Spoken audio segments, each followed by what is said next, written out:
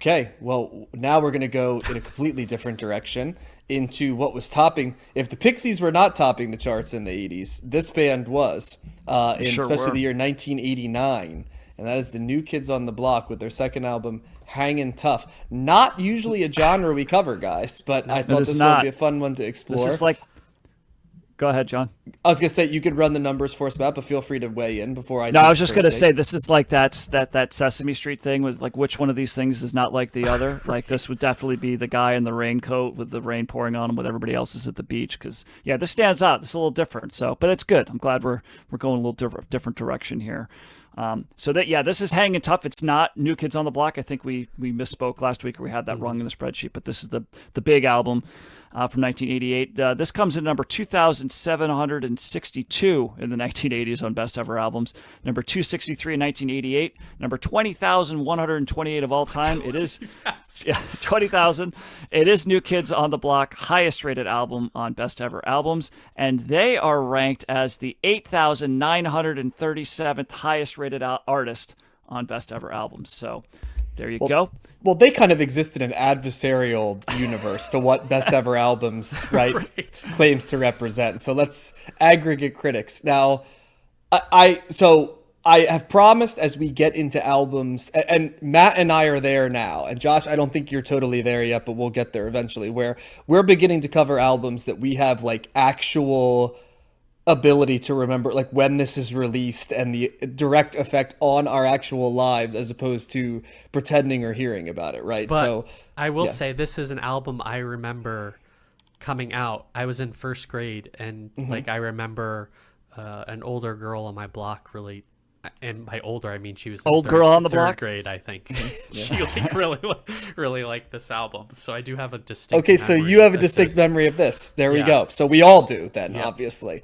So this is definitely an album that I have a clear. I can remember people, and if you were in first, Josh, I was in fourth, and I can remember people putting buttons on their desks, like and putting them up there of their various favorite New Kid, and I can definitely remember that you had like Jordan and Joey were definitely the leaders in the house, but you had a couple Donnie partisans.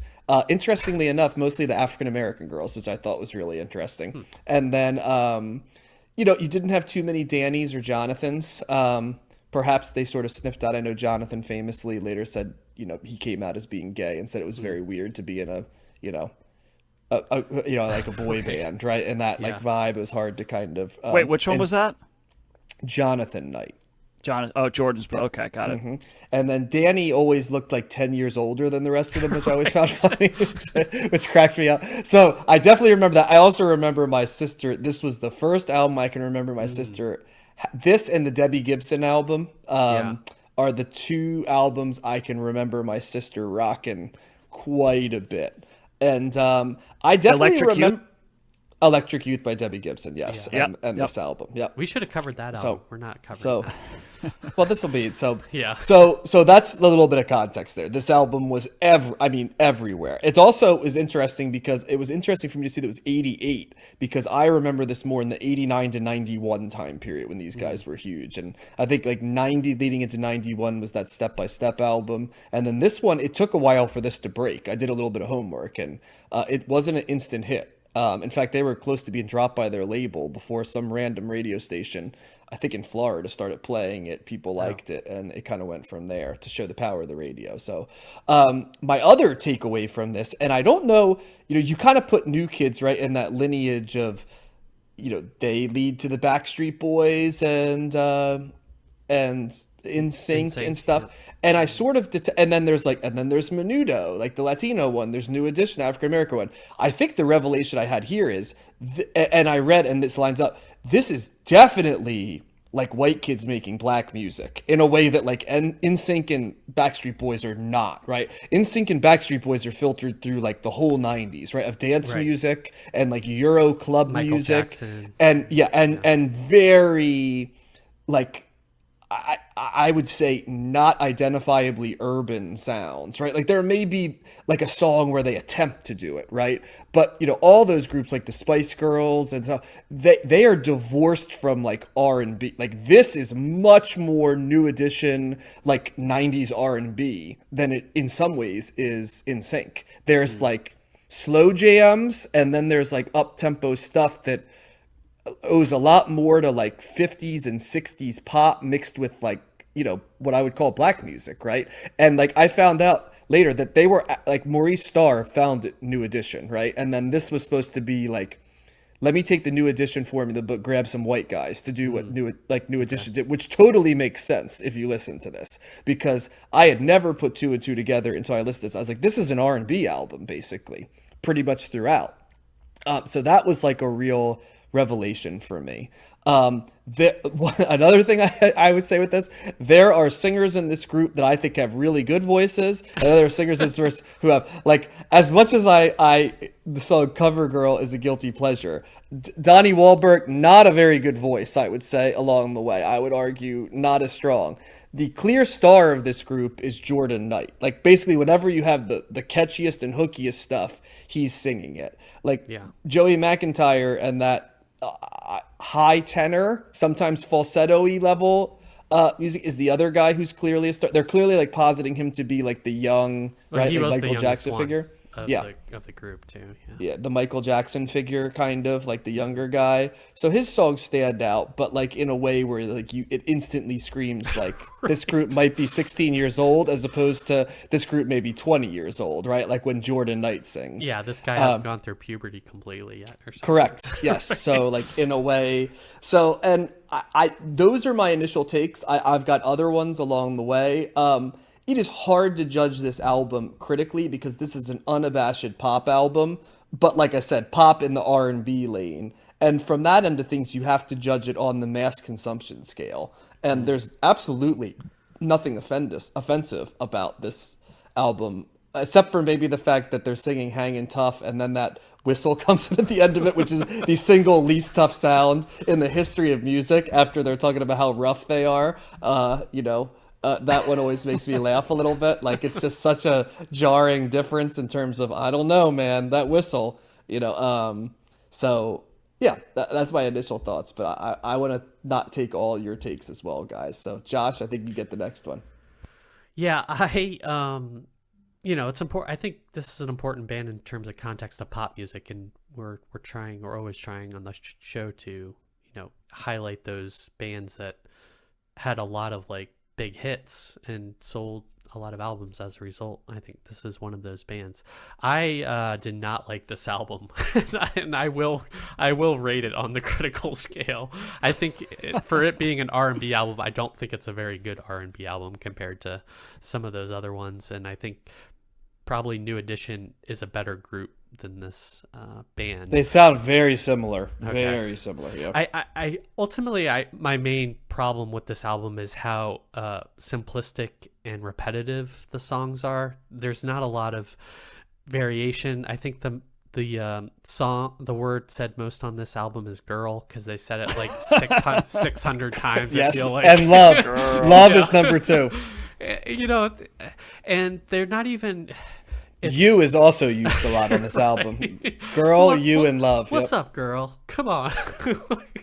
I believe Donnie But said that's that part of that R&B thing, right? Like when you think of like R&B slow jams, right? It's like girl. Think of like Boys to Men, right? Like they have the interludes. It's very similar to this. That's why I said it's like black music in some ways, targeted. Yeah. But even like if we didn't cover New Edition, but we did cover Bobby Brown, and I found that album much like more interesting and listenable than this one. This one is repetitive to the point where like after 4 songs I was like, okay, I got it. Can you guys sing about something other than like love and love, because that's pretty much all they sing about. They sing about hanging tough though, Josh, right, after a while. Yes. Yes, hanging tough. I guess that's the one difference.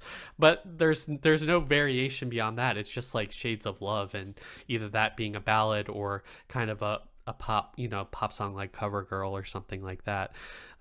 It doesn't go beyond that. There's no interiority to these guys. There's no interiority. Nice. there's no complexity about love. It's very black and white.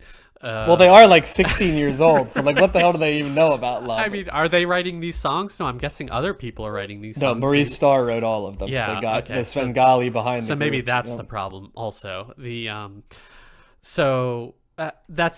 that's the thing. I mean, the album is short, but I was like, despite that, I was like, okay, thank goodness this is over, because I couldn't. I mean, it's an album where you listen to it once and you get the complete picture of what the band is, and whether or not your tolerance for those hits like Hangin' Tough and Cover Girl and whatever the other big one was on here, that may be enough for you, but for compared to some of these other albums that we've listened to, and also just kind of other pop albums that we've listened to in this vein, this did not work for me. And the singing, I guess Joey McIntyre's singing is good, but I didn't need too much of it. So this was just there wasn't enough there for me to hang my hat on. And I got the You're point. not a blockhead, Josh? Yeah, I am not. And I appreciate. I'm glad we covered them, so I could like remember what pop Someone music listening was to like. the new kids in the background, by the way. Matt is. I was flipping through it. I pressed play by accident. Okay. So my bad. But yeah. So I'm gonna say thumbs down, but that's kind of with an asterisk, I guess.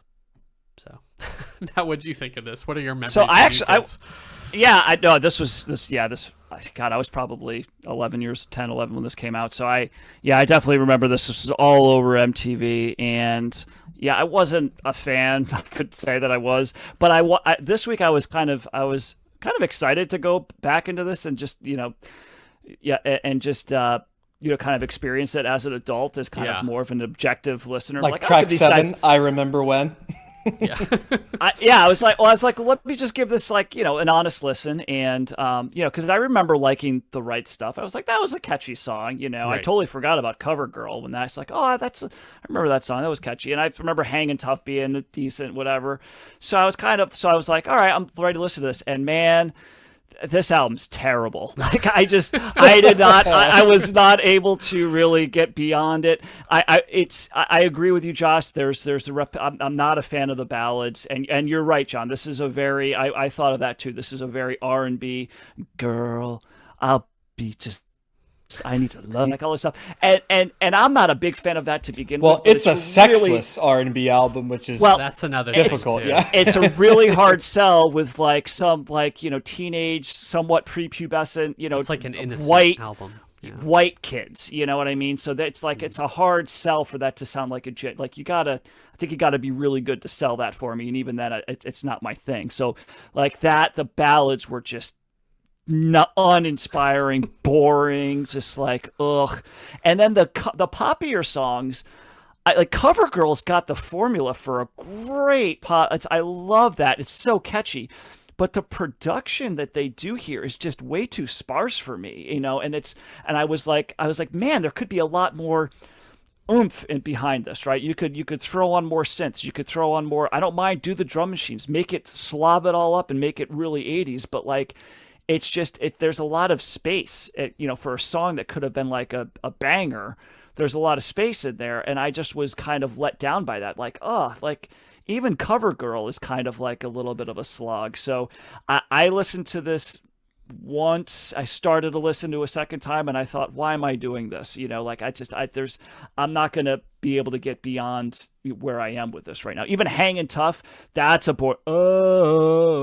like it's boring. This is a boring album, and I get why it was popular. It's the formula. You do kind of like the pop, music's, mixed with the black music, and you put like good looking white dudes that I guess, are charismatic and the girls love them. And it's like, it's a boy band, and there's boy band stuff and teeny bopper stuff that I'm like, yeah, okay, that NSYNC song's really good. Or that, that Spice Girl song was really good. Like I'm okay with that. I'm okay with some bubblegum pop. It's just, man, this was, I just was not feeling this at all. And I was like, okay, I wanted to like it. I wanted to kind of be a little bit open-minded. And I feel like I was open-minded, but it wasn't long before I was just going, man, I can't do this. So yeah, I'm thumbs down on this.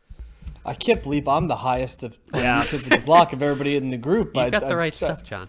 I did not hate this album. I don't know if I could recommend it, but I definitely did not have the vitriol you guys did. There's one other thing that crossed my mind when I was listening to this is there's very few albums where I was like, I could have written a better song than that, or like, let me take a shot at that, because I feel like I could have like improved this album. Which song did you feel that with most? Any of the lyrics, because there was like two verses maybe, and it's just so simple. It's like, if give me a day, I could have probably made something similar to those songs. It's amazing how much I was still able to sing all the words of like 6 of these songs was the other thing, because I heard it so often amongst literally every female in my ecosystem, whether they be in school, my sister, on the radio, cousins. Oh boy, that was a Freudian slip, Radiohead right there. Like, this reminds me of Radiohead's. I mean, I could actually sing the different album. stuff, like what they put, like I remember like how I do that was "Please Don't Go Girl." It's like when they go, "I guess I always will," and I knew like coming in, like Joey Tara's gonna go, "Girl," like at the top of his, and I was like, I can't believe I knew that was coming in next. But damn if I don't remember like the exact parts when things came in. But it just kind of cracked me up because I'm not a nostalgia guy, but it did. I won't say it like it nostalgic. Oh, it didn't bring back that stuff, but I was like, boy, this is very much a time and a place of my life where these people might as well have been the score of like parts of the day for me in this era. So yeah. Matt, did Sherry have any memories of New Kids, or was that she not? She was not. No, she wasn't a big New Kids person. I mean, she remembers it, but her comment was like, "Yeah, I was never." She's like, "I never really got to that point where like other girls in her class did." So she was pretty indifferent. Yeah, I was like looking up. I was like, she was more a Matthew Sweet person. Yeah, I don't know what she was doing listening to at that time. But I was kind of curious as to like, because I remember Joey being the young kid, and I was always like, I was like, man, I was kind of jealous probably that like this kid, he doesn't look much older than me, and he's getting all these chicks and stuff. But he's 50. He's 50. He's like I thought he was closer to age than me, but he's 5 years older than me. So still pretty close. The youngest. You were 10 and he was 15. I just imagine Matt shaking his fist like, Joey McIntyre, you stole all my women. Yeah. So the youngest New Kid is 50 though. So yeah. And they still did albums. They've got like now he's an old kid. Yeah, he's an old kid. They had an album out in 2013. Wow. Called I 10. can remember them doing this like nostalgia video, like Remember When or something. It's like back in the 80s, and I remember thinking like, good for you guys for making money, but this is all the things I don't like. Well, I think they still tour. Do they still tour? I mean, they were doing. Yeah, some they did a tours tour with the Backstreet Boys. Yeah, it made a lot of money. I'm sure it did.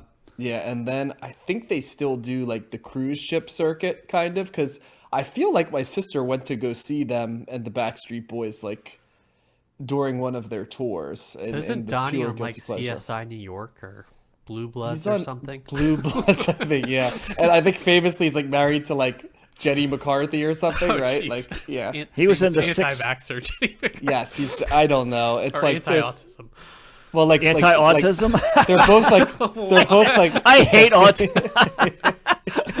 I mean, vaccines cause autism. That's what I meant. Okay. Let's not slander the good name of Donnie Wahlberg. I was only going to say the older version of him married the older version of Jenny McCarthy, and one of those. Oh, isn't it cute that these like faded stars are both The problem is in today's society, there's too many people with autism. I'm not gonna get. We're gonna be a 2-man podcast if we keep letting Josh talk. So Donnie context. Donnie Wahlberg was he was in The Sixth Sense, I believe. He was the person at the beginning. he played a lot of cops. But I think of as Donnie Wahlberg. Is he a co-owner of Wahlburgers? I wonder. He is, I believe. Yes. Did you know Mark Wahlberg was originally in the New Kids, by the way, before their first album? He and some other dude, and then it was like they kind of got Donnie first, and he recruited Jordan and they're all from Massachusetts, Danny. right? Yeah. Danny, Jordan. I was reading it. Danny, Jordan, and Donnie went to school, and then there was Mark, and then another dude, and then they left, and somehow I think like Jordan was like, I got a brother, so he brought in his thing, and then the record people like Maurice Starr brought in Joey McIntyre, who didn't know any of them, and apparently there was like a bullying phase as well, because I guess he was from like the suburbs, and they were all like Southies or something, so it's Jesus. Like something like that. So I just imagine like 4 of the New Kids kicking the shit out of another one, which is a funny visual, but. There you go. There are 9 Wahlburgers. You need to go, Matt, for the podcast. Yeah. No, I'm sorry. I bet 9 Wahlbergs. I was making the joke, but there's 9. There's 9 siblings. Sorry. Got it. Wow. No, there's probably more than Well, one of them's a chef. So they are from the south side of Boston, Irish. So from Dorchester. Yeah, Dorchester. They're just plowing them out there. So yes, they are. So yeah, I think we have to say 2 strong thumbs down and 1 slight thumbs down. Yeah. And there is one New Kid that does not take any lead vocals on this record. That would be Jonathan. That is correct. Jonathan has 0. Danny's got a couple. He's got one in that last song. Hold on. Remember, yep. Yeah, I remember hearing like a very. You know how I know the New Kids' voices in Step by Step? They do that thing. Step 1, we could have lots of fun. So like it's like, that's what Danny sounds like. Can do. Yeah. Step 3. It's terrible. They are terrible. I could give you more. I forgot about that freaking song. Know that the time is arrived. Yeah. Big. Hey, that's not Step by Step's not a terrible song. What you just went through is terrible. That interlude's pretty cheesy. Yes, I will say that. But leading up to it, they could dance. I'll say this for the New Kids, compared to like NSYNC and Backstreet Boys, who were average white guy dancers, the New Kids could actually dance, like really dance. And I think that goes along with who they were marketed to. Like if you look at them on some of the videos, like they're doing choreo, but their choreo is way smoother than, the sort of like... JT could dance. Yeah, but I'll tell you, go back and watch some of these videos and you'll see that these guys could like dance, not just like, white guy dance. So like I'll give them credit for that. They had the rhythm on that. So yep. Oh, they also had a Christmas album, Merry Merry Christmas, 1989. So there you go. File it away.